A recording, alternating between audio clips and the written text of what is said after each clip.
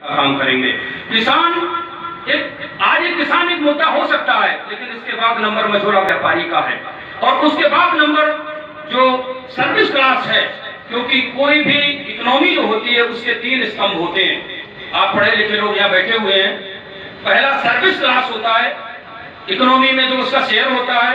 दूसरा agriculture sector होता है, कृषि का जो किसान है उसका हिस्सा होता है। और तीसरा होता है बिजनेस सेक्टर। बिजनेस सेक्टर, ये तीनों जो पिलर्स हैं, इनसे देश की अर्थव्यवस्था बनती है। और तीनों अर्थव्यवस्था किस प्रकार से रिफॉर्म्स में लाने के बाद, कृषि कानून आने के बाद तबाह हो जाएंगी, इस मंच के माध्यम से मैं आपको ये बताना चाहता हूँ। क्योंकि जो कानून आए हैं उसमें माननीय प्रधानमंत्री जी से जब कहा गया, क्योंकि गाजीपुर बॉर्डर में 2 बार रहा, 15 दिन वहां रहा, तो मैंने वहां मंच से भी मैंने इस विषय पे फोकस किया।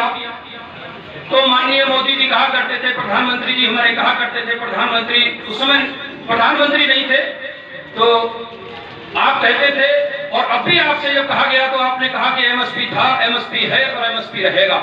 तो मिनिमम सपोर्टेबल जो प्राइस है, हम सबसे कम न्यूनतम कीमत अपनी मांग रहे हैं और उसको देने में आप ना हिचकिचाहट कर रहे हैं।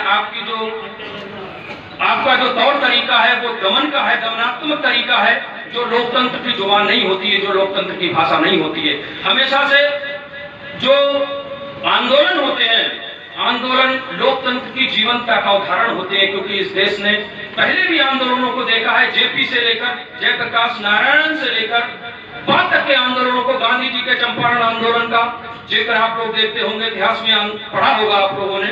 तो आंदोलन से सरकार को सीखना चाहिए और उसमें अमेंडमेंट करनी चाहिए, अपनी जनता को सुनना चाहिए कि क्यों इस विषय पर ये आंदोलित हैं। और जब कोई भी आंदोलन होता है तो रूलिंग पार्टीज इस पर विचार करती हैं। ऐसा लोकतांत्रिक स्वस्थता का संकेत है।